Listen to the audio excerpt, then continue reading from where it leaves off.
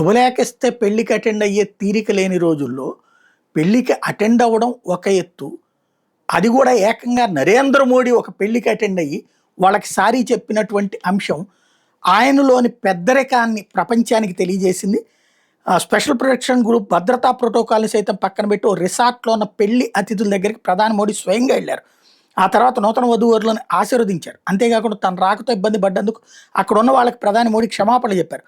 ఉత్తర బెంగాల్లో మొదటి దశ పోలింగ్ ఏప్రిల్ 23న జరగనున్న నేపథ్యంలో ప్రచారాలు ఊపందుకున్నాయి. ఈ క్రమంలోనే ప్రధాని మోడీ ఏప్రిల్ 12న సిలిగుడికి చేరుకున్నారు. శనివారం బగ్డోగ్రా విమానాశ్రయానికి చేరుకున్న ఆయన అక్కడి నుంచి సుమారు 13 కిలోమీటర్ల మేర రోడ్ షో నిర్వహించారు. ఆ తర్వాత ప్రధాని రాత్రి బస కోసం సిలిగురి పరిసర ప్రాంతాల్లోని మేఫేర్ టీ రిసార్ట్లో ఏర్పాటు చేశారు.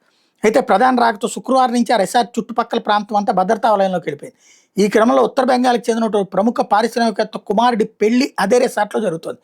దీంతో రిసార్ట్కి వచ్చిన పెళ్లి అతిథులు కఠినమైన భద్రతా తనిఖీలు ఎదుర్కోవాల్సి వచ్చింది. ఎక్కడికక్కడ కదలికల మీద ఆంక్షలు విధించారు. దీంతో అసౌకర్యం నెలకొంది. ఆ పరిస్థితిని గమనించిన మోడీ వాళ్ళ దగ్గరికి వెళ్ళి నా వల్ల మీకు చాలా ఇబ్బంది కలిగింది, దయచేసి క్షమించండి అని చెప్పడంతో ఒక్కసారి బెత్తరపోయారు అక్కడ వాళ్ళంతా.